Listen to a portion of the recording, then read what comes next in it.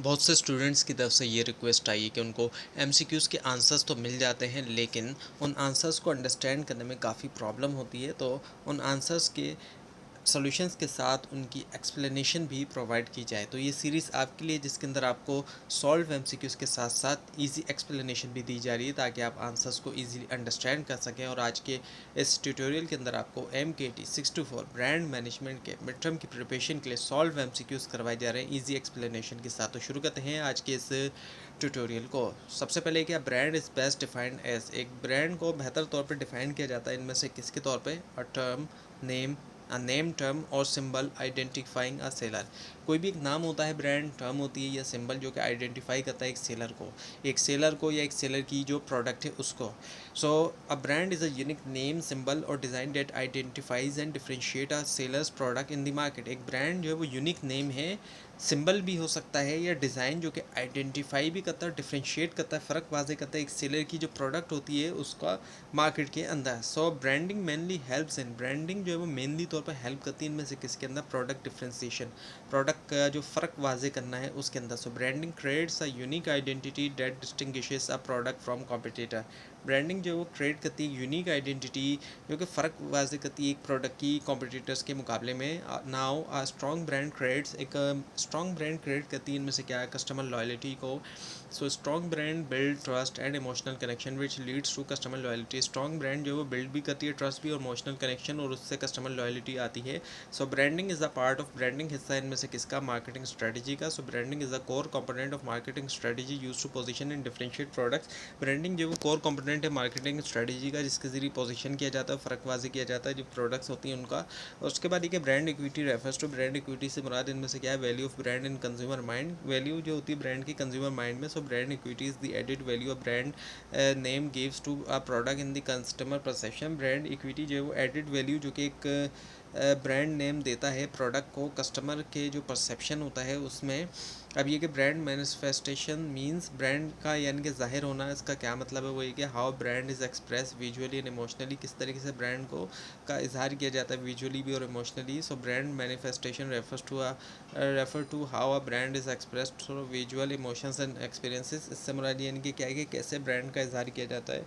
अब वो चाहे दिखा के हो, इमोशंस के ज़रिए, जज्बात के ज़रिए, या कोई एक्सपीरियंस के ज़रिए, कोई तजुर्बात के ज़रिए। So which is not a brand manifestation, इनमें से कौन सा ब्रांड मैनिफेस्टेशन नहीं है? तो वो एम्प्लॉय की सैलरी वो नहीं है, क्योंकि ये इंटरनल HR एलिमेंट है, ह्यूमन रिसोर्स का एलिमेंट है, ना कि ब्रांड का, ब्रांड एक्सप्रेशन का। ना brand identity includes, brand identity में इनमें से क्या शामिल है? वो है visual and emotional element.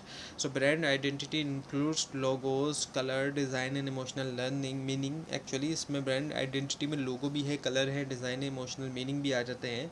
So brand logo is use to, brand logo इस्तेमाल करते हुए क्या किया जाता है? आइडेंटिफाई ब्रांड ईजिली, आइडेंटिफाई किया जाता है ब्रांड को easily. So logo help customer quickly recognize and remember a brand. Logo help करते हैं कस्टमर को कि क्विकली वो पहचाने और याद रख सकें एक ब्रांड को। अब ये कि brand fundamental focus on, brand fundamentals का फोकस इनमें से किसके ऊपर है? वो है कोर ब्रांड एलिमेंट्स के ऊपर। So brand fundamentals refer to core element like identity, value and meaning. Brand fundamentals से मुराद कोर एलिमेंट है, बुनियादी एलिमेंट है, जैसे कि आइडेंटिटी, वैल्यूज़ और मीनिंग हो गए। अब ये कि वन मेजर ब्रांड चैलेंजेस, एक जो मेजर ब्रांड चैलेंज है इनमें से वो क्या है? कंपटीशन का होना है। So competition forces brand to continuously differentiate and innovate. Brand competition force करता है ब्रांड को कि वो लगातार फ़र्क वाजे करें और कुछ ईजाद करें। अब ये कि strategic brand management focuses on, strategic brand management का फोकस इनमें से क्या है? वो है long term brand value. So it aims to build long term brand equity and sustainable competitive advantage. इसका एम, ये मकसद ये कि बिल्ड करें एक तो लॉन्ग टर्म ब्रांड इक्विटी भी और जो सस्टेनेबल कॉम्पिटेटिव एडवांटेज है वो भी। अब ये कि brand strategy helps in, brand strategy मदद करती है इनमें से किसके अंदर? वो है consistent brand identity. So a brand strategy ensures consistent messaging and identity across platform. एक ब्रांड स्ट्रेटजी यकीनी बनाती है कि मैसेज कंसिस्टेंट हो और आइडेंटिटी भी हो मुख्तलिफ प्लेटफॉर्म्स के ऊपर। अब ये कि strong brand help reduce, strong brand help करती है रिड्यूस करने में क्या? परसीव्ड रिस्क जो होता है। So strong brands reduce uncertainty and risk in the customers mind. Strong brands कम कर देती हैं अनसर्टेनिटी, गैर यकीनी सूरत हाल और जो रिस्क होता है कस्टमर के माइंड के अंदर। अब ये कि brand competition increases, brand competition बढ़ाता है, इनमें से क्या एफिशिएंसी को बढ़ाता है, मार्केट एफिशिएंसी को actually. So competition improves quality, innovation and market efficiency. Competition बढ़ाता है क्वालिटी भी, इनोवेशन भी, और जो मार्केट की एफिशिएंसी होती है उसको भी। एफिशिएंसी में वैसे ये होता है कि कम इनपुट से ज़्यादा आउटपुट लेना। अब brand vision refers to, brand vision से मुराद इनमें से क्या है, long term brand direction. Long term होती है brand direction. So brand vision defines the long term direction and purpose of the brand. Brand vision define करता है लॉन्ग टर्म डायरेक्शन और जो पर्पस होता है ब्रांड का। अब ये कि brand vision helps, and brand vision मदद करता है इनमें से किसके अंदर, स्ट्रेटेजिक डायरेक्शन में। So it provides clear direction for branding decision and strategy. ये क्लियर डायरेक्शन देता है ब्रांडिंग डिसीजंस के लिए भी और स्ट्रेटजी के लिए भी। अब ये कि गुड ब्रांड विजन इज, एक अच्छा ब्रांड विजन में से क्या है, वो है inspiring in long term, inspire करना लॉन्ग टर्म होता है वो। So strong brand vision motivates stakeholder and guides long term growth. एक अच्छी ब्रांड विजन मोटिवेट करता है स्टेक होल्डर्स को भी और गाइड करता है लॉन्ग टर्म ग्रोथ को भी।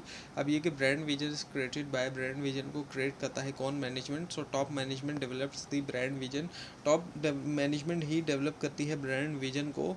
अब ये कि ब्रांड विजन गाइड्स, ये गाइड करता है क्या, इंटायर ब्रांडिंग स्ट्रेटजी, मुकम्मल जो ब्रांडिंग स्ट्रेटजी होती है उसको। तो it guides branding and strategic marketing decision, ये गाइड करता है ब्रांडिंग के तमाम जो ब्रांडिंग और स्ट्रेटेजिक मार्केटिंग डिसीजंस होते हैं उनको भी। Now brand picture refers to, brand picture से क्या मुराद है इनमें से, वो है brand mental image of brand, जो मेंटल इमेज है ब्रांड की वो। So brand picture is how consumers mentally visualize the brand. इससे मुराद ये कि कैसे कंज्यूमर मेंटली तौर पे विजुअलाइज कर रहे होते हैं ब्रांड को।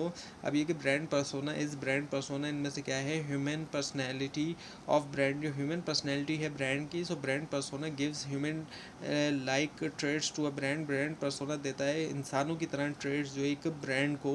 अब ये कि brand persona helps in, brand persona मदद करता है इनमें से किसके अंदर, वो है ह्यूमनाइजिंग ब्रांड, ब्रांड को ह्यूमनाइज करने में। So it builds emotional connection between brand and consumer, ये बिल्ड करता है इमोशनल जो कनेक्शन होते हैं ब्रांड के दरमियान भी और जो कंज्यूमर्स हैं उनके दरमियान भी। अब ये कि brand picture is created in, brand picture कहाँ बनती है, वो बनती है कंज्यूमर के माइंड के अंदर। So brand perception exist in consumer mind.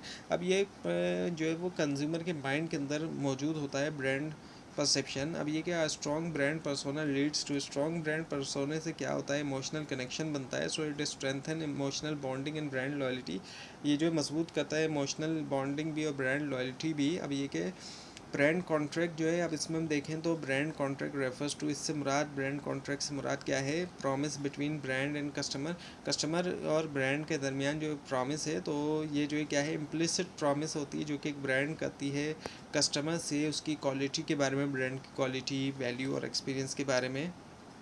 अब ये क्या, ब्रांड कॉन्ट्रैक्ट बिल्ड्स, वे बिल्ड करता है ब्रांड कॉन्ट्रैक्ट ट्रस्ट को। So when a brand consistently deliver on it's promise it builds customer trust. तो जब ब्रांड जो है उसको कंसिस्टेंटली जो है वो एक डिलीवर करती है उसका जो प्रॉमिस है, तो ये बिल्ड करती है कस्टमर का ट्रस्ट। अब ये कि breaking brand contract leads to, brand contract को तोड़ा जाए तो उससे क्या होता है, the answer is customer loss, customer loss हो जाता है। अब ये कि if a brand fails to meet expectation customer lose trust and switch to competitors. अगर ब्रांड फेल हो जाती है पूरा करने में एक्सपेक्टेशन, तो कस्टमर का ट्रस्ट टूट जाता है और वो कॉम्पिटिटर्स की तरफ चला जाता है।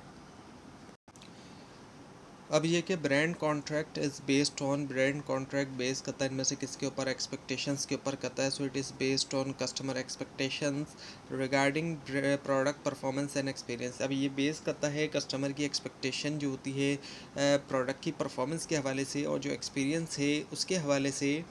अब ये कि strong brand contract increases, strong brand contract increase करता है इनमें से किस चीज़ को बढ़ाता है, वो बढ़ाता है लॉयल्टी को। So are reliable brand contract strengthen customer loyalty and long term relationship. एक रिलायबल ब्रांड कॉन्ट्रैक्ट मजबूत करता है कस्टमर की लॉयल्टी। अब जितना ज़्यादा कस्टमर लॉयल होगा उतना ज़्यादा वो रिपीट परचेज़ की तरफ जाएगा, उतनी ही ज़्यादा वो एक ही ब्रांड की चीज़ ख़रीदेगा।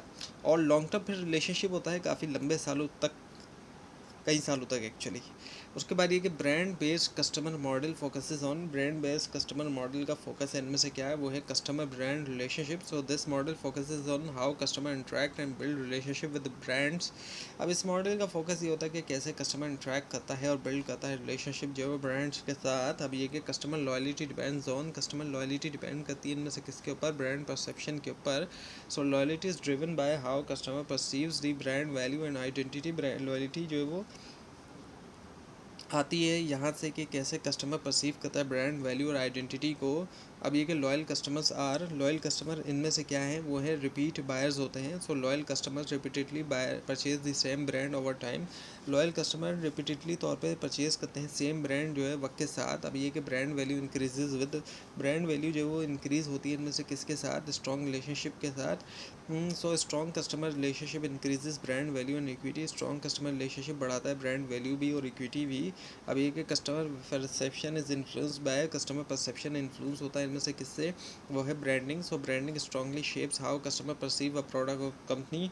ब्रांडिंग जो है वो स्ट्रांगली तौर पर तश्कील देती है कि कैसे कस्टमर्स परसीव करते हैं एक प्रोडक्ट या कंपनी को। अब ये कि पोजिशनिंग मीन्स, पोजिशनिंग का इसमें से क्या मतलब है, वो है creating image in customer mind, customer के जहन के अंदर एक इमेज जो है वो क्रिएट की जाए। So positioning is how a brand is placed in the customer mind compare to competition competitors. Actually positioning का मतलब ये कि कैसे एक ब्रांड जो है वो रखी जाती है कस्टमर के माइंड के अंदर। अगर हम उसको कंपेयर करें कॉम्पिटिटर्स के मुकाबले में, हम देखें तो उसके मुकाबले में कैसे पोजिशनिंग की जाती है एक ब्रांड की। अब ये कि पोजीशनिंग फोकसेस ऑन, पोजीशनिंग का फोकस इनमें से क्या है, वो है कस्टमर माइंड है। So it focuses on influencing customer perception and mental image. इसका फोकस ये होता है कि इन्फ्लुएंस किया जाए कस्टमर की परसेप्शन और जो मेंटल इमेज होती है उसको। सो अब effective positioning leads to effective positioning से क्या होता है, क्लियर ब्रांड आइडेंटिटी होती है। So proper positioning make the brand image clear and distinct. Proper positioning से ब्रांड इमेज एक तरफ क्लियर भी होती है और मुख्तलिफ भी हो जाती है। अब ये कि positioning is based on, positioning की बुनियाद जो है वो इनमें से किसके ऊपर है, वो है ब्रांड मार्केट परसेप्शन। सो ये बेस करती है कि कैसे कस्टमर्स परसीव करते हैं ब्रांड जो है वो भी मार्केट के अंदर। अब ये कि रीपोजिशनिंग का इनमें से क्या मतलब है, वो ये कि चेंजिंग करना ब्रांड इमेज को। सो रीपोजिशनिंग में शामिल होता है कि चेंज करना ब्रांड इमेज मार्केट के अंदर। अब पोजीशनिंग प्रिंसिपल्स में शामिल है इनमें से क्या, the answer is clarity. So effective positioning लाजमी तौर पर क्लियर और इजी हो कस्टमर के लिए कि वो अंडरस्टैंड कर सके। और ब्रांड एक्सटेंशन का मतलब क्या है कि using brand existing brand for new product, नई प्रोडक्ट के लिए एग्जिस्टिंग ब्रांड का इस्तेमाल करें। सो ब्रांड एक्सटेंशन यूज़ करती है एग्जिस्टिंग ब्रांड नेम जो है न्यू प्रोडक्ट कैटेगरीज़ के लिए। अब अगर हम देखें लाइन एक्सटेंशन, इसका मतलब इनमें से क्या है, the answer is B which is the same brand new variants.